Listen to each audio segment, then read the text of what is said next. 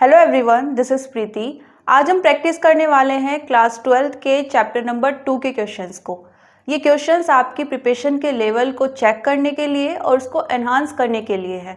तो लास्ट तक वीडियो में बने रहना और लास्ट में कमेंट सेक्शन में बताना मत भूलना कि ये वीडियो आपके लिए कितनी हेल्पफुल थी, कितने क्वेश्चंस आप खुद से सॉल्व कर पाए। इसी के साथ स्टार्ट करते हैं अपने फर्स्ट क्वेश्चन से। फर्स्ट क्वेश्चन है, the effective capacitance of two capacitors are 3 microfarad and 16 microfarad when they are connected in series and parallel respectively। दो कैपेसिटर दिए हुए हैं और दोनों कैपेसिटर को एक बार सीरीज में और एक बार पैरेलली कनेक्ट किया है और उन दोनों कॉम्बिनेशन में इफेक्टिव कैपेसिटेंस दी है। तो हम सीरीज के लिए लिख लेते हैं CS। ओके, जब दोनों कैपेसिटर को सीरीज में कनेक्ट करेंगे देन जो इफेक्टिव कैपेसिटेंस आएगी वो क्या है, CS, और उसकी वैल्यू दी हुई है 3 माइक्रोफैरड। रेस्पेक्टिवली वर्ड को मेंशन किया हुआ है, मतलब जो पहले लिखा है उसकी इंफॉर्मेशन पहले है।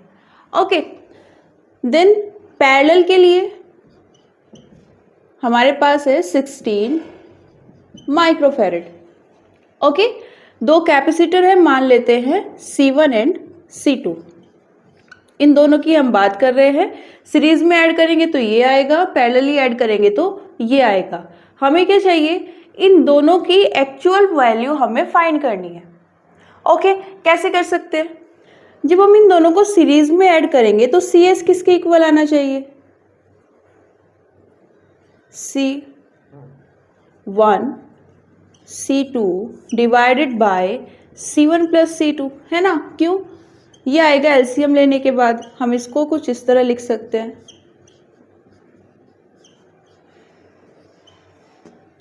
ओके, और ये इक्वल आ जाएगा 3 माइक्रोफैरड और साथ में ये साइड क्रॉस मल्टीप्लाई होकर आ जाएगा C1 प्लस C2। ओके, ये हो जाएगी इक्वेशन नंबर 1। नेक्स्ट, अगर हम इनको पैरेलली कनेक्ट करें देन ये हो जाएगा इन सीरीज और नेक्स्ट इन पैरेलल। तो यहां पर CP इक्वल आ जाएगा C1 प्लस C2 के।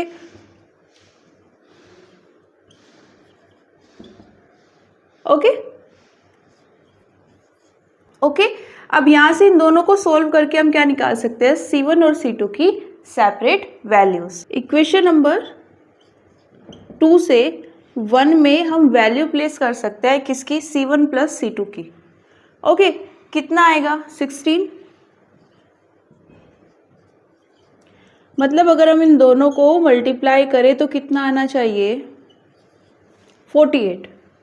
ओके, और यहां से हम देख सकते हैं अगर हम इनको ऐड करें तो कितना आना चाहिए, 16। अब देखो, एक तो तरीका है कि आप इन दोनों इक्वेशन को सोल्व कर लो, C1 की वैल्यू को यहाँ पर C2 की टर्म्स में निकाल लो और उसको फिर यहाँ पर प्लेस करके उसको सोल्व कर लो, जो कि एक बड़ा मेथड हो जाएगा। दूसरा क्या है, दूसरा एंड बेस्ट ऑप्शन है, आपको यहाँ पर ऑप्शंस अवेलेबल है ना, ऑप्शंस दिए हैं, तो इन दोनों में इन ऑप्शंस को 1 बाय 1 करके प्लेस करो और चेक करो कौन सी दो वैल्यू यहाँ पर करेक्ट है। ओके, ट्राई करते हैं फर्स्ट ऑप्शन से। उसमें हमारे पास जो वैल्यूज दी हैं वो हैं 10 माइक्रोफैरड और 6 माइक्रोफैरड। अब अगर ये करेक्ट है तो इनको मल्टीप्लाई करके क्या आना चाहिए, 48, और अगर ऐड करें तो क्या आना चाहिए, 16। यहाँ पर ऑप्शंस में किसकी वैल्यू दी है, जो हमें फाइंड करना था। ओके, अगर हम इनको मल्टीप्लाई करें तो कितना आएगा, 60, और अगर इनको ऐड करें तो कितना आएगा, 16। ये तो कॉम्बिनेशन सही नहीं है। ओके, दूसरे वाला चेक कर लेते हैं। 8 इंटू 8 कितना आएगा, ये करेक्ट है क्या, ये भी करेक्ट नहीं है। आना कितना चाहिए 16 एंड 48। नेक्स्ट 12 इंटू 4, 12 को 4 में मल्टीप्लाई करेंगे 48 आ जाएगा और ऐड करेंगे तो यहाँ पर 16 आ जाएगा। तो ये यहाँ पर करेक्ट वैल्यूज़ है। अगर आप इनको सॉल्व करते हो इन दोनों इक्वेशंस को तो भी आपके पास यही दो नंबर्स आएंगे 12 एंड 4। अब इस ऑप्शन को भी चेक करें क्या। देखो MCQs है, एक ही ऑप्शन करेक्ट होगा वो आ चुका है। स्टिल आप करना चाहते हो तो यहाँ पर नंबर्स देख लो 1.2 है 1.8 है, इनको ऐड करके 16 आ सकता है? नहीं आ सकता, तो ये भी इनकरेक्ट हो जाएगा। तो करेक्ट आंसर कौन सा है? Option number 3। ओके, नोट कर लीजिए। नेक्स्ट है हमारे पास क्वेश्चन है हमारे पास a dielectric slab of dielectric constant 3 having the same area of cross section as that of parallel plate capacitor but the thickness 3/4 of the separation of the plates is inserted into the capacitor। हमारे पास एक parallel plate capacitor है, okay, और मान लेते हैं इन plates के बीच का जो सेपरेशन है वो कितना है d। एरिया कितना दिया है? मान लेते हैं a। ओके, अब यहाँ पर हम मान सकते हैं कि इस पूरे स्पेस में एयर है, ओके। अब ये क्या बोल रहे हैं कि इन्होंने इस कैपेसिटर को लिया, प्लेट्स के बीच का जो सेपरेशन है उसको d ही रखा और इनका जो एरिया है प्लेट्स का वो भी एज इट इज है। बस इन्होंने क्या किया, इसके बीच का जो स्पेस था उसमें एक डाइइलेक्ट्रिक मटेरियल को प्लेस कर दिया, ओके। और जितना स्पेस है उस पूरे में प्लेस नहीं किया है, सिर्फ कितने पार्ट में किया है? ये जो आप थिकनेस है इसको T से मेंशन कर सकते हो। T इन्होंने दिया है, जो पहले वाला सेपरेशन था मतलब D, इस D का 3/4, ओके। इतने पोर्शन में इन्होंने एक डाइइलेक्ट्रिक को प्लेस किया है और उस डाइइलेक्ट्रिक का डाइइलेक्ट्रिक कांस्टेंट दिया है 3। अब ये क्या जानना चाहते हैं? द रेशो पोटेंशियल, पोटेंशियल मतलब V, potential difference across the plates without dielectric, okay. जब हमारे पास कोई डाइइलेक्ट्रिक नहीं होता है वहां पर क्या होती है? एयर होती है, और एयर वाला पोटेंशियल हम V0 से रिप्रेजेंट कर लेते हैं, okay. Without dielectric to that with dielectric, जो हमारे पास डाइइलेक्ट्रिक प्लेस करने के बाद आया उसको VK से रिप्रेजेंट कर लेते हैं। ये वाला जो रेशो है ये हमें फाइंड करना है। अब देखो, जब यहाँ पर सिर्फ एयर है तो यहाँ पर हमारे पास जो पोटेंशियल आता है वो आएगा E0 D, ओके। E0 क्या है? प्लेट्स के बीच में किसी भी पॉइंट पर आप अगर इलेक्ट्रिक फील्ड फाइंड करना चाहते हो तो आपको E0 मिलेगी, और E0 की वैल्यू क्या होती है?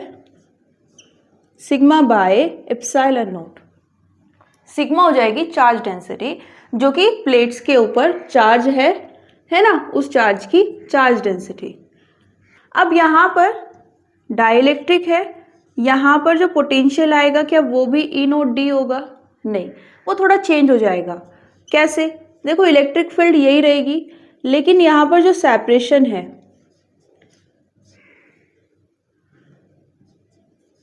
ये जो T थिकनेस है इसमें क्या है? डाइइलेक्ट्रिक, तो इसको हम डिवाइड करेंगे K से, प्लस और कितना सेपरेशन बचा हुआ है? देखो, पूरा D है, ये T है, D माइनस T करेंगे तो ये इस साइड वाला पार्ट आ जाएगा, और ये वाला पार्ट जिसमें इन्होंने नहीं बताया कि कौन सा मटेरियल है, तो हम यहाँ पर क्या ले सकते हैं? अगेन एयर ले सकते हैं, ओके।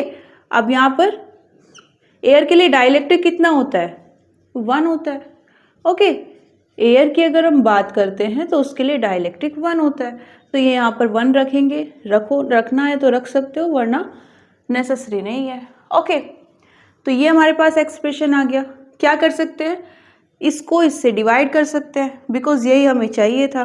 तो क्या करेंगे? V0 बाय VK करेंगे, equals to E0 D divided by E0 D minus T plus T/K। Okay, E naught से ई नोट कैंसिल हो जाएगा। यहाँ पर वैल्यूज को प्लेस करेंगे। देखो डी की वैल्यू तो हमें दी नहीं है, बस ये बोला है कि यहाँ पर जो स्टार्टिंग में सेपरेशन था फाइनली भी टोटल सेपरेशन उतना ही है। ओके, तो इसको तो एज इट इज रखेंगे, नीचे प्लेस कर लेते हैं वैल्यूज को। कितना है, डी माइनस, रेशो निकालना है तो कितना आ जाएगा 2/1। या सिंपली आप क्या लिख सकते हो, बिकॉज रेशो पूछा है तो हमें 2/1 ही लिखना सही रहेगा। लेकिन अगर सिंपली आप रिलेशन देखना चाहते हो कि कौन बड़ा है कौन छोटा है, तो आप इससे देख सकते हो। डाइलेक्ट्रिक आने के बाद जो पोटेंशियल डिफरेंस है उसका आप 2 टाइम्स करोगे, देन हमें इनिशियल वाला पोटेंशियल डिफरेंस मिलेगा। ओके, और ये तो हम जानते हैं कि डाइलेक्ट्रिक आने के बाद जो पोटेंशियल डिफरेंस है वो कम हो जाएगा। हाँ, अगर कोई वहाँ पर ऐसी सिचुएशन है कि वहाँ पर आपने बैटरी को कनेक्ट किया हुआ है, तो वो क्या करेगी, जो पोटेंशियल डिफरेंस कम हुआ है उसको फिर से वो सेम वैल्यू पर ले जा सकती है। ओके, नोट कर लीजिए। क्वेश्चन है हमारे पास, if the plates of a capacitor connected to a battery are moved close to each other, then 4 options हमें दिए हैं और उन ऑप्शंस में कुछ पॉइंट्स नंबर दिए हैं। कौन सा पेयर करेक्ट है वो हमें चेक करना है, और इसके लिए हमें ये सारे पॉइंट्स को चेक करना पड़ेगा।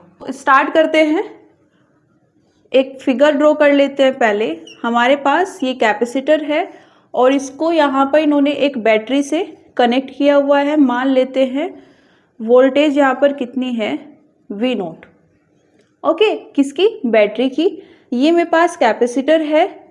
इनिशियली इसकी प्लेट्स के बीच में जो सेपरेशन है वो D है, और इसकी जो कैपेसिटेंस है वो C है। ओके, यह C0 ले लेते हैं। यहाँ पर अगर हम C0 को लिखें D के टर्म्स में कितना आएगा, देखिए इन्होंने डाइलेक्ट्रिक को मेंशन नहीं किया है, तो हम मान सकते हैं प्लेट्स के बीच में यहाँ पर एयर है, और इसके लिए एक्सप्रेशन आ जाएगा A/0/D। ओके, बात करें यहाँ पर इसकी प्लेट्स के बीच में जो पोटेंशियल डिफरेंस होगा वो कितना आएगा, E0D। ओके, अब पॉइंट ए को चेक कर लेते हैं। The charge stored in it increase.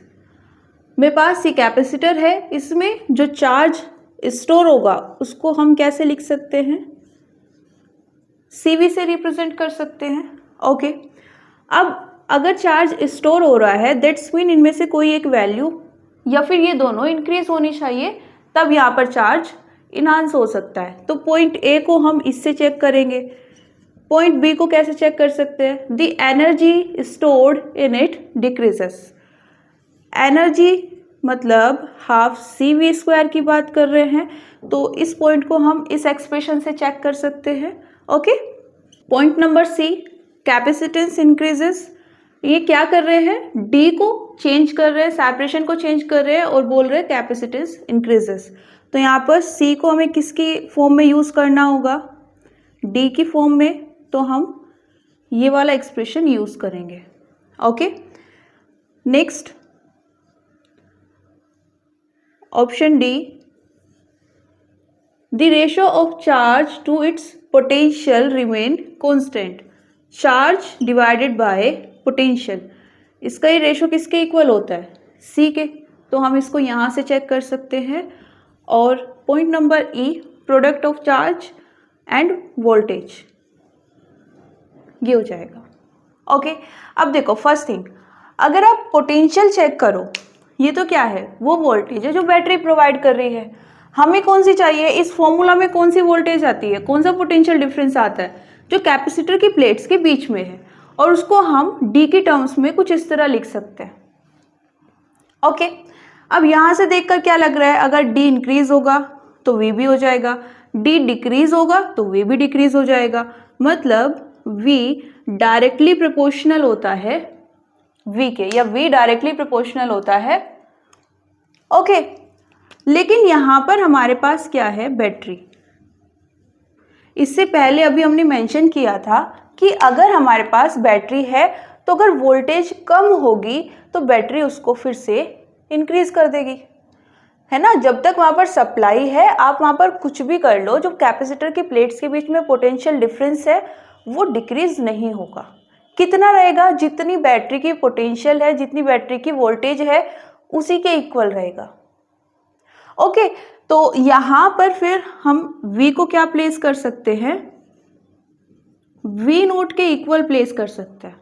बात करें C की, ओके, अब यहां पर जो C नोट है वो इनवर्सली प्रोपोर्शनल है D के। मतलब अगर D को कम करेंगे, D को हम डिक्रीज करेंगे, तो C क्या हो जाएगा? इंक्रीज हो जाएगा। ओके, पॉइंट नंबर C में क्या था? It's capacitance increases.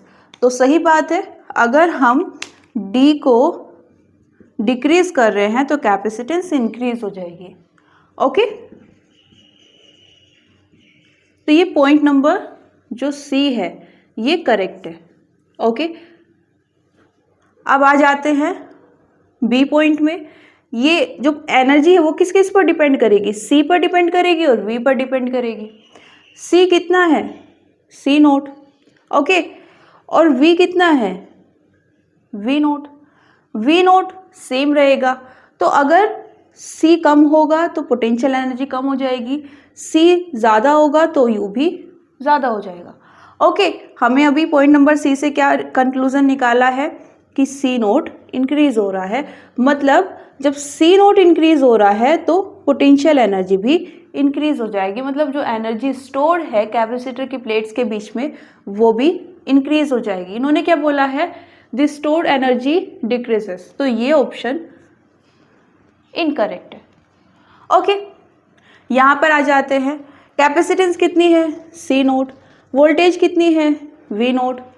ये अगेन सेम है, ये इंक्रीज हो रहा है तो Q भी इंक्रीज हो जाएगा।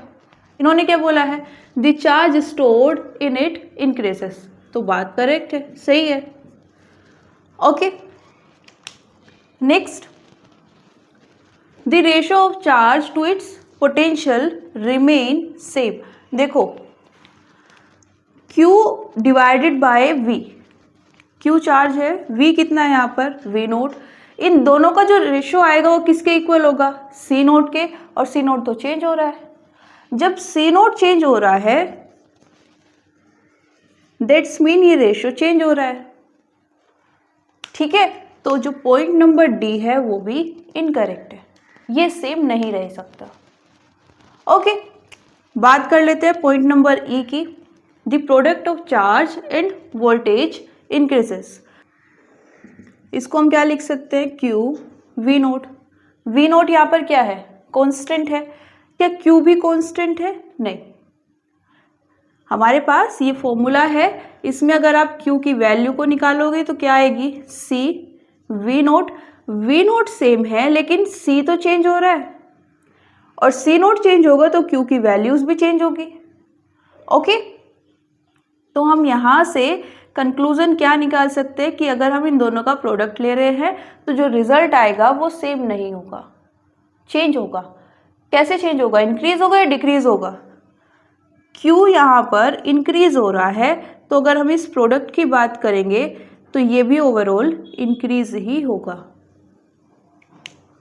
ओके, तो यहाँ पर the product of charge end voltage increases, तो ये ऑप्शन भी करेक्ट है। कौन कौन से पॉइंट्स करेक्ट दिए हुए हैं? Point number A, C and E। Point number A, C and E, तो ऑप्शन नंबर 1 करेक्ट है। ओके, नोट कर लीजिए। नेक्स्ट है हमारे पास, a capacitor is charged by a battery, the battery is removed and another identical uncharged capacitor is connected in parallel. हमारे पास initially अगर हम चेक करें तो एक कैपेसिटर है, ओके, इसको एक बैटरी से कनेक्ट किया गया है।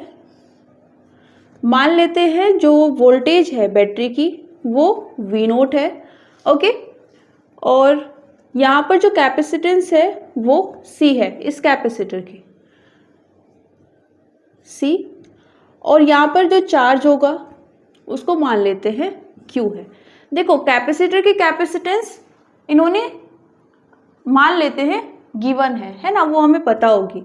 इन्होंने एक बैटरी से इसको कनेक्ट किया, तो अगर हम C और V नोट जानते हैं तो हम Q की वैल्यू निकाल सकते हैं। C और V की टर्म्स में कितनी हो जाएगी, CV नोट। ओके, अब आगे आ जाते हैं, इसको भी V रख लेते हैं। ओके, नेक्स्ट इन्होंने क्या किया, इस कैपेसिटर को एज इट इज रहने दिया। ओके, और इसके साथ में एक दूसरा कैपेसिटर कनेक्ट कर दिया। अब देखो, इसके पास में तो चार्ज था। ओके, ये चार्ज कहाँ से आया था, क्योंकि इसको चार्ज किया जा रहा था, बैटरी कनेक्टेड थी, तो ये चार्ज तो इसके पास अभी भी होगा, ये प्लस Q, ये माइनस Q। इसकी कैपेसिटेंस कितनी है, अभी भी C है, वो तो चेंज नहीं होगी क्योंकि कैपेसिटर तो एज इट इज है। यहाँ पर जो दूसरा कैपेसिटर यूज किया गया है, इन्होंने बोला आइडेंटिकल है। आइडेंटिकल मतलब जितनी कैपेसिटेंस इसकी थी उतनी ही ये नए वाले की है। प्लस में अनचार्ज्ड है, इसके पास अभी इनिशियली कोई चार्ज नहीं है। ओके, इसको किससे कनेक्ट किया गया है, इस कैपेसिटर से, जिसके पास इनिशियली चार्ज कितना है, Q, और इनिशियली यहाँ पर वोल्टेज कितनी है, V, क्योंकि इसको तो अभी तक चार्ज किया जा रहा था ना, तो इसके पास तो ये चार्ज है। ओके, और वोल्टेज भी है। वोल्टेज मतलब इन प्लेट्स के बीच में पोटेंशियल डिफरेंस जो बैटरी के कारण आया था। अब यहाँ पर कितनी वोल्टेज है, इनिशियली चार्ज 0 है तो वोल्टेज भी 0 होगी। अब लेकिन इन्होंने क्या किया, इन दोनों को इस तरह से कनेक्ट करके छोड़ दिया। इससे क्या होगा कि यहाँ पर जो पोटेंशियल डिफरेंस है V, और यहाँ पर कितना है, इनिशियली तो 0 है, ये पोटेंशियल का डिफरेंस आ गया, तो यहाँ से कुछ चार्ज इसके पास जाना स्टार्ट हो जाएगा। ठीक है, इसके पास से कुछ चार्ज इसके पास जाना स्टार्ट हो जाएगा। और ये कब तक जा सकता है, जब तक इन दोनों के पास जो पोटेंशियल है वो सेम नहीं हो जाएगा। जैसे हमारे पास दो वाटर टैंक होते हैं, एक पूरा भरा हुआ है, दूसरा पूरा खाली है, दोनों को हम एक पाइप से अगर कनेक्ट कर दे तो जो भरा हुआ टैंक था, वाटर टैंक, उसमें से वाटर खाली वाले में जाना स्टार्ट हो जाएगा। कब तक जा सकता है, जब तक दोनों में जो वाटर लेवल है वो सेम नहीं हो जाता। ओके, अब यहाँ पर वो जो वाटर है उसको आप कंपेयर कर सकते हो चार्ज एंड वोल्टेज से। फाइनल सिचुएशन अगर हम देखें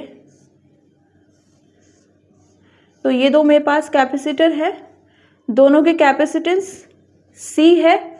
ओके, अब दोनों के पास में जो वोल्टेज होगी वो सेम होगी, ये हम फाइनली बात कर रहे हैं। इनिशियली इसके पास कितनी थी, V थी, अब दोनों के पास हम बोल रहे हैं V नोट है, और हम नहीं जानते V नोट की एक्चुअली में वैल्यू कितनी है। इसका पोटेंशियल ज़्यादा था, इसका लेवल ज़्यादा था, इसका पोटेंशियल लेवल कम था, दोनों सेम लेवल पर आ गए, मतलब ये इसने अपना लेवल थोड़ा कम किया होगा और इसने अपना लेवल थोड़ा इनहांस किया होगा, तो बीच में कहीं एक वैल्यू है V नोट, वो इन दोनों के पास में अब अवेलेबल है। ओके, लेकिन इसकी हम एग्जैक्ट वैल्यू नहीं जानते, बस ये जानते कि हाँ जितनी भी होगी दोनों के पास सेम होगी। बात करें चार्ज की, जब ये सेम हुए तो कैसे सेम हुए होंगे, एक से चार्ज निकल के दूसरे के पास में गया होगा। तो अब यहाँ पर जो इसके पास चार्ज है, मान लेते हैं Q1 है, इसके पास जो चार्ज है वो Q2 है, और हम नहीं जानते कि ये एक्चुअली में कितनी क्वांटिटी है। इनिशियली कितना था, Q था, अब यहाँ पर चार्ज कुछ कम हो जाएगा बिकॉज कुछ चार्ज यहाँ पर ट्रांसफ़र हो चुका है दूसरे कैपेसिटर के पास। ओके, हमें क्या चाहिए, इलेक्ट्रोस्टैटिक पोटेंशियल एनर्जी। इनिशियली अगर हम चेक करें तो ये कितनी है, हाफ CV²। C कैपेसिटेंस है, V वोल्टेज है, दोनों की वैल्यू हमें पता है, तो पोटेंशियल एनर्जी हम इसकी टर्म में लिख सकते हैं। फाइनली जो हमारे पास सिस्टम है उसकी टोटल पोटेंशियल एनर्जी चाहिए, तो एक तो इस वाले कैपेसिटर की आ जाएगी जो यहाँ पर स्टार्टिंग से है, ठीक है,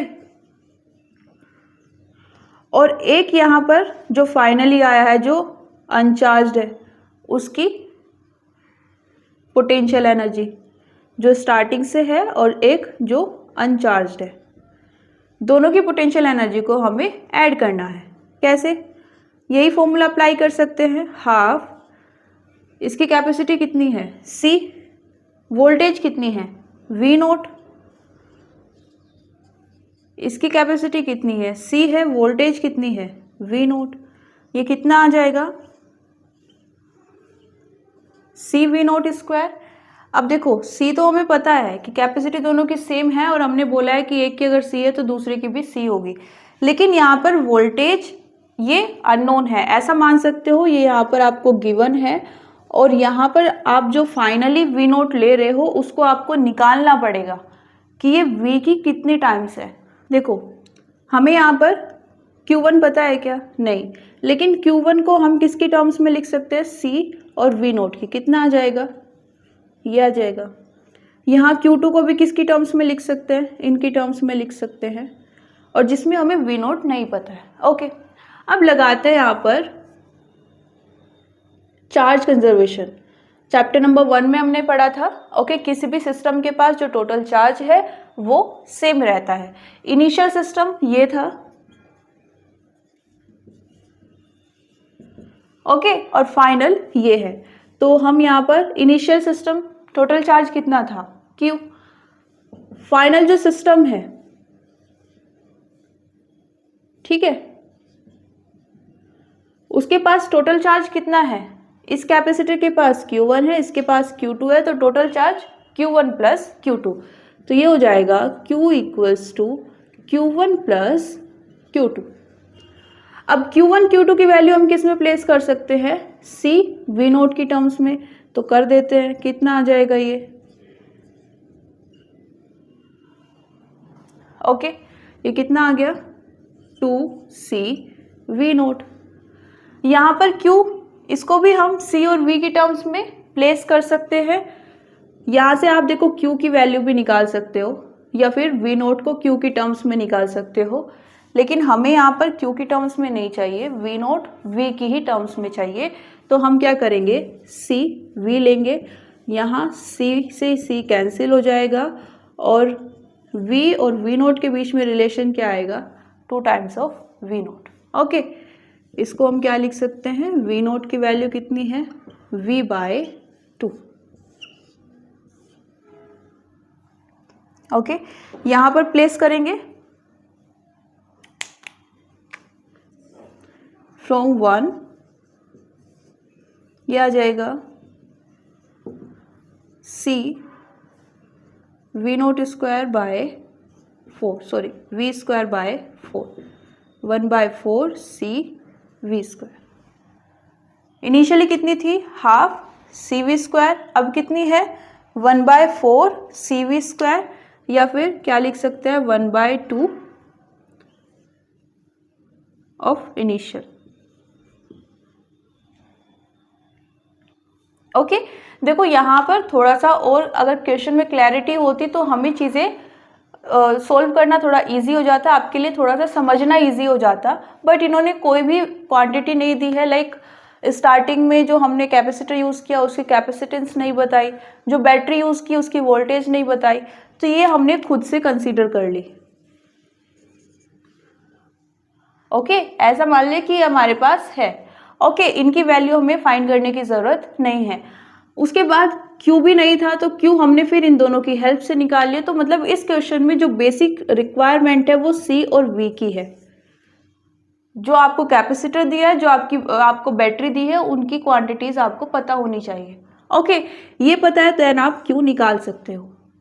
क्वेश्चन है हमारे पास, the electrostatic force between the metal plates of an isolated parallel plate capacitor C having a charge Q and area A is।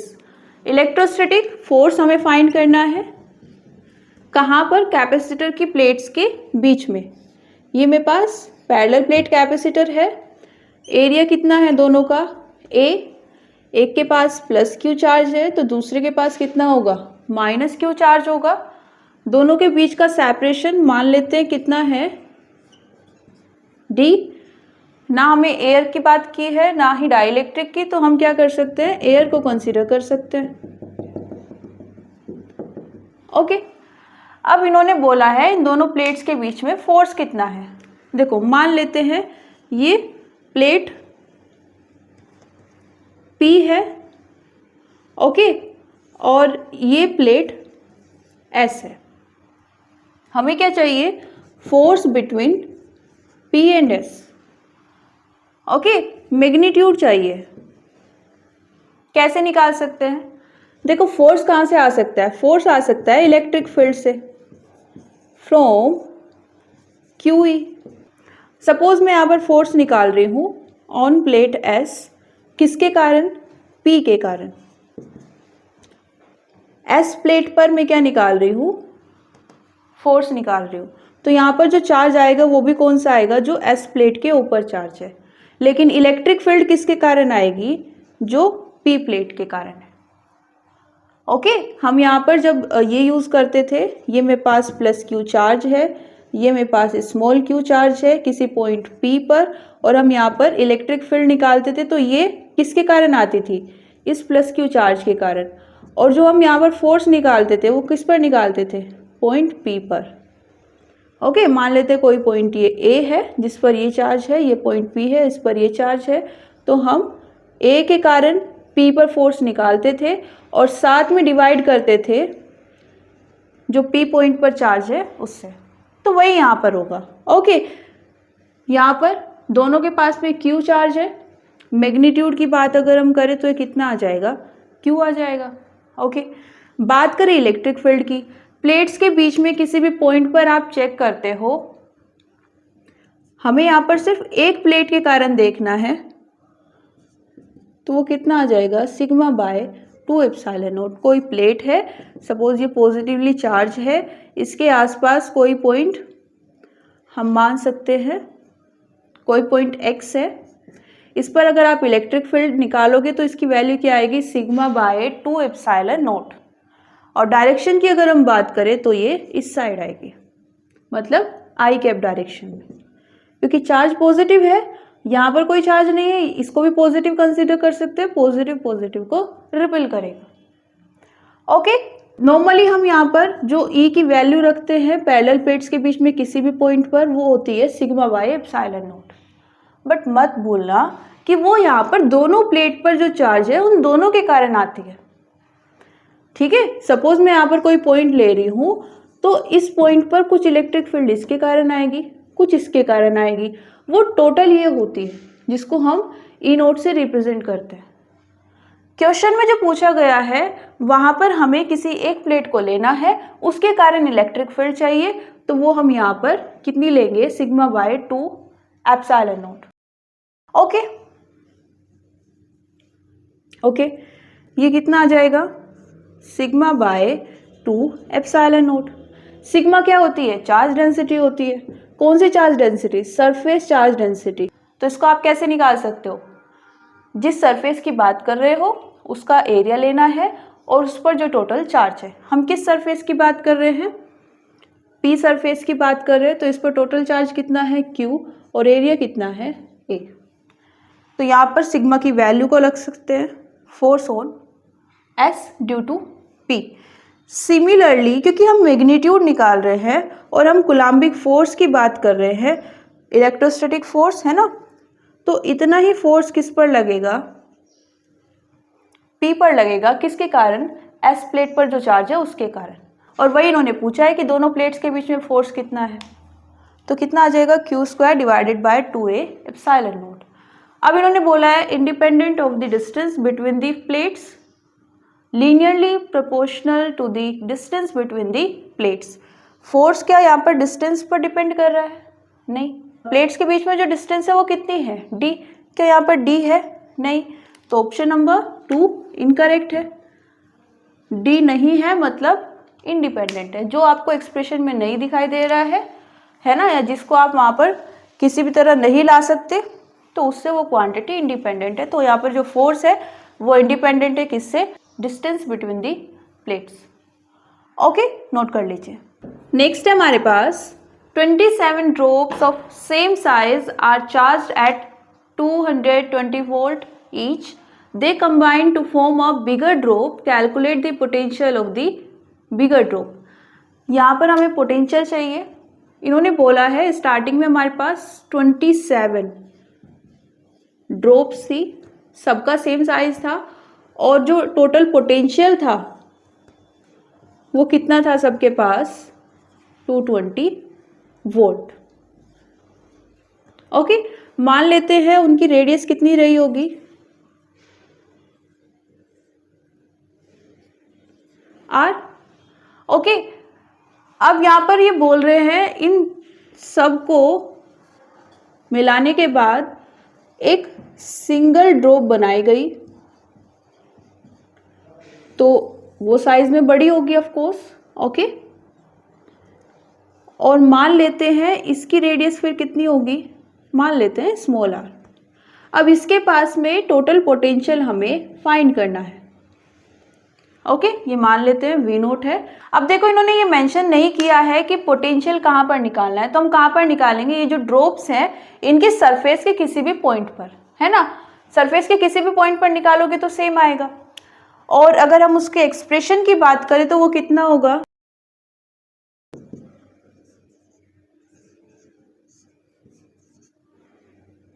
Okay. और K क्या है यहाँ पर, ओके. यहाँ पर V नोट की वैल्यू हमें पता है कितनी है 220. K एक कांस्टेंट है, Q हमें नहीं पता है, और रेडियस R है. तो इसको अभी एज इट इज रख लेते हैं एज इक्वेशन नंबर 1. ओके, जिस भी चीज़ की ज़रूरत होगी उसी फॉर्म में हम इसको यूज़ कर लेंगे. अब आ जाते हैं यहाँ पर, हमें यहाँ पर जो पोटेंशियल चाहिए उसके लिए भी सेम फॉर्मूला हम यूज़ कर सकते हैं, लेकिन इस बार Q डिफरेंट होगा और रेडियस भी डिफरेंट होगी, है ना. हमने पहले क्या बोला था कि मान लेते हैं इसके पास में जो चार्ज है, ठीक है, जिसके कारण यहाँ पर पोटेंशियल है, वो चार्ज क्या है Q. लेकिन ये तो हम एक सिंगल ड्रॉप की बात कर रहे थे ना. अब तो हमारे पास 27 ड्रॉप्स को हमने मिक्स कर दिया है, तो जो टोटल चार्ज है उन सबके चार्जेस ऐड हुए होंगे. तो यहाँ पर अगर हम Q की बात करें, स्मॉल q, वो कितना होगा, एक ड्रॉप के पास में कितना चार्ज था Q, N के पास में कितना होगा NQ. ओके, बात करें R की, R कैसे पता चलेगा, देखो यहाँ पर हम ड्रॉप की बात कर रहे हैं तो ये 3D में आ जाएगी. ओके, ड्रॉप मतलब आप ऐसा कंसीडर कर सकते हो जो भी हमारे पास शेप है ड्रॉप की उसके अंदर भी मटेरियल है, मतलब आप यहाँ पर इसको एक सॉलिड स्फीयर की तरह कंसीडर कर सकते हो. ओके, तो यहाँ पर अगर हम उसको सॉलिड स्फीयर की तरह कंसीडर करेंगे तो पहले हमारे पास एक R रेडियस का सॉलिड स्फीयर था, अब हमारे पास स्मॉल r रेडियस का सॉलिड स्फीयर है, और हमें स्मॉल r और कैपिटल R में रिलेशन चाहिए. कैसे निकाल सकते हैं, वॉल्यूम के लेवल पर बात करेंगे, मतलब जो फाइनल वॉल्यूम है, फाइनली इनिशियल वॉल्यूम कितना था एक ड्रॉप का, ठीक है, उसको हम n से मल्टीप्लाई अगर करें तो हमारे पास जो फाइनल ड्रॉप है उसका वॉल्यूम आ जाना चाहिए. तो यहाँ पर हमारे पास सॉलिड के लिए वॉल्यूम क्या हो जाएगा 4/3 पाई r³, फाइनल रेडियस कितनी है r. ओके, ये कितना हो जाएगा 4/3 पाई r³, ये कैंसिल हो जाएंगे, n की वैल्यू को प्लेस कर सकते हैं, कितना आएगा 27 r³, और ये पावर 3 है, इस साइड जाके कितना हो जाएगी 1/3. ओके, 27 को हम क्या लिख सकते हैं 3 की पावर 3, तो 27 अगर हम 1/3 करेंगे तो कितना आएगा 3 की पावर 3/3 मतलब 3. तो यहाँ से R की वैल्यू कितनी आ जाएगी, R = 3R. तो क्या करना है, टोटल पोटेंशियल चाहिए, इसमें Q की ये वैल्यू प्लेस करेंगे, R की ये वैल्यू प्लेस करेंगे तो कितना आएगा एन के Q divided bye 3r। N है हमारे पास 27 डिवाइडेड बाय 3 और के capital q divided by r, इसकी वैल्यू कितनी है इक्वेशन नंबर 1 से 220। ओके,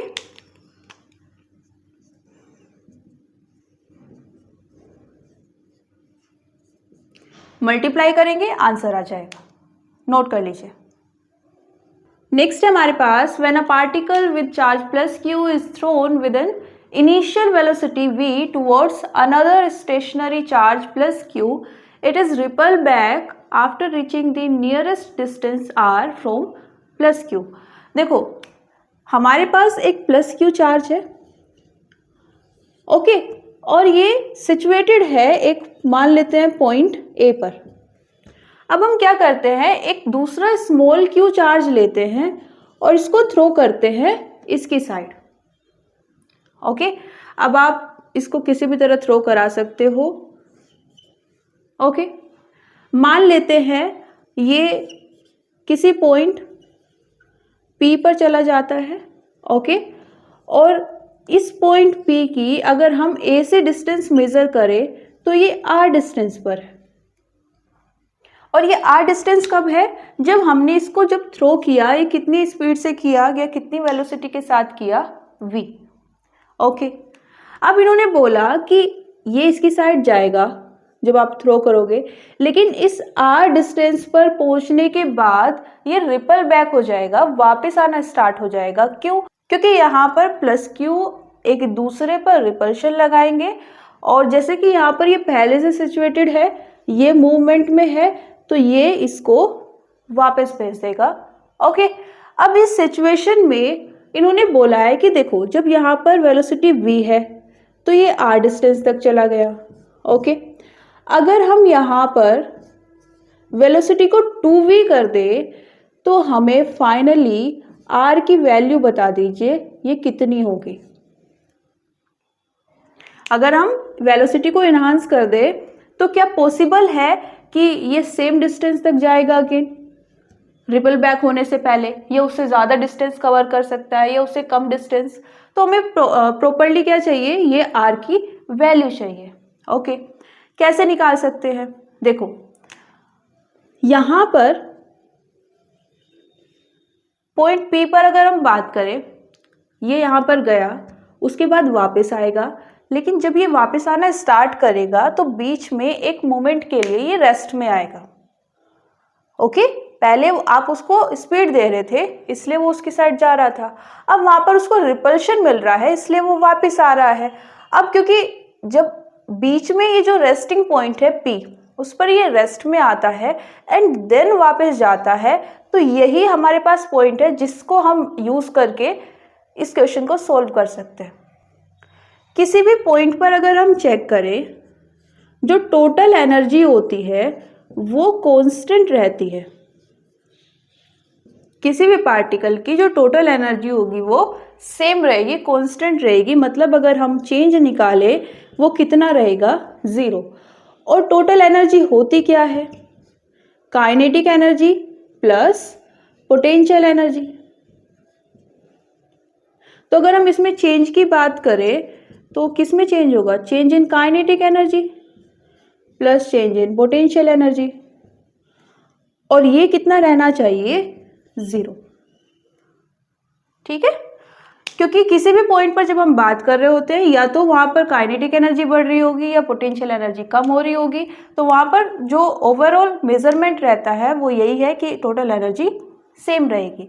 अब यहाँ पर इसको हम और क्या कर सकते हैं, ये 0 आ गया, तो क्या हम इसको कुछ इस तरह लिख सकते हैं, change in kinetic energy equals to change in potential energy, और साथ में नेगेटिव साइन क्योंकि ये 0 के इक्वल है, यहाँ पर प्लस था। ओके, जब हम यहाँ पर चेंज की बात करते हैं तो हम क्या कर रहे होते हैं, फाइनल माइनस इनिशियल, तो यहाँ भी क्या करेंगे, फाइनल माइनस इनिशियल। ओके, अब जरा वैल्यूज देख लेते हैं। इनिशियली अगर हम काइनेटिक एनर्जी की बात करें तो फॉर्मूला क्या रहता है, ½ mv²। स्पीड कितनी थी, इनिशियली जो हमने स्पीड दी थी वो भी कितनी थी, वी आई कितना था, v, मास मान लेते हैं m है। ओके, और फाइनली जब हम बात कर रहे हैं कहाँ पर, पॉइंट P पर, तो ये क्या बोल रहे हैं हम, ये रेस्ट पर आएगा। जब ये रेस्ट पर आएगा तो v कितना हो जाएगा, 0, और ये 0 होने का मतलब काइनेटिक एनर्जी कितनी हो जाएगी, 0। तो यहाँ से हम क्या लिख सकते हैं, फाइनली ये 0 हो रहा है, इनिशियली कितना है, हाफ mv²। ओके, अभी हम इसको यूज़ नहीं कर रहे हैं, सिर्फ इसको यूज़ कर रहे हैं। ओके, अब जब ये इनिशियली हमने v स्पीड से इसको थ्रो किया था, तब हम इसकी पोटेंशियल एनर्जी क्या ले सकते हैं, 0, बिकॉज हमें नहीं पता है कि हमने कितनी दूर से इसको थ्रो किया। तो हम ऐसा कंसिडर कर सकते हैं, इनिशियली ये चार्ज कहाँ पर था, इनफाइनाइट पर, और इनफाइनाइट पर पोटेंशियल एनर्जी की बात करो या पोटेंशियल की, दोनों कितने होते हैं, 0। तो इनिशियली अगर हम पोटेंशियल एनर्जी की बात करें, ठीक है, वो कितनी लेते हैं, 0। ओके, क्यों, क्योंकि इनिशियली हम मान लेते हैं वो कितने पर था, इनफाइनाइट पर। अब हम क्या बोल रहे हैं, फाइनली वो कहाँ पर है, एट डिस्टेंस r, और इसके लिए हमारे पास एक्सप्रेशन होता है। तो यहाँ पर वैल्यूज़ को प्लेस कर लेते हैं पहले। फाइनली कहाँ पर है, ur, और इनिशियली हम इसको 0 ले सकते हैं, ठीक है, माइनस माइनस प्लस हो जाएगा। ओके, क्या लिखेंगे इसको, half mv² equals to ur, और यहाँ से हम v² की वैल्यू निकाल सकते हैं। u क्या होता है, r क्यों लिया, क्योंकि हम ये सब मेजरमेंट कहाँ कर रहे हैं, पॉइंट P पर, जहाँ पर ये रेस्ट में आता है, उसके बाद रिपल बैक होता है। ओके, तो यहाँ से अब आप देख सकते हो ये क्या आया है। इस पूरी प्रोसेस में अगर हम v को कम करें या ज़्यादा करें, तो यहाँ पर कौन चेंज हो सकता है, 2 एक नंबर है, k की वैल्यू फिक्स होती है, स्मॉल q और कैपिटल Q इनकी वैल्यूज हम चेंज नहीं कर रहे हैं। ये जो स्मॉल m है, ये किसकी वैल्यू है, जो प्लस q चार्ज है, small q plus small q charge है, उसकी वैल्यू कितनी है, m, तो उसका मास भी सेम रहेगा, है ना। तो क्या हम यहाँ से ये रिजल्ट नहीं निकाल सकते, निकाल सकते हैं। तो इतना नोट कर लीजिए, उसके बाद आगे देखते हैं। उस रिलेशन के अकॉर्डिंग हम v1 क्या रखने वाले हैं, v, और v2 क्या लेंगे, 2v। ओके, r1 r रख सकते हैं, और r2 जो कि फाइनली हमें चाहिए r0। ओके, तो यहाँ पर हमारे पास एक्सप्रेशन क्या आया है, फ्रॉम v1/√r। तो ये आ जाएगा, मतलब अगर हम स्पीड को इंक्रीज कर दें तो जो ये डिस्टेंस है जहाँ तक ये स्मॉल q चार्ज जा सकता है, ये डिक्रीज हो जाएगी, और डिक्रीज होनी भी चाहिए क्योंकि यहाँ पर ये दोनों इन्वर्सली प्रोपोर्शनल है।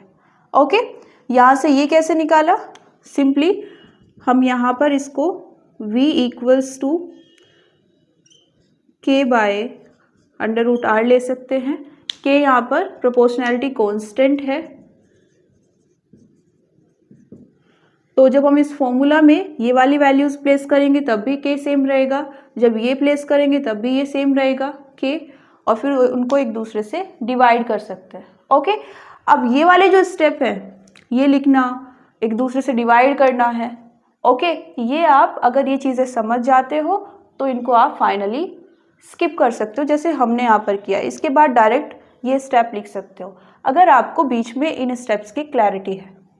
ओके, यहाँ पर जो v1 आएगा उसको आप क्या लिख सकते हो, v1 इक्वल्स टू k/√r, और v2 इक्वल्स टू, नोट कर लीजिए।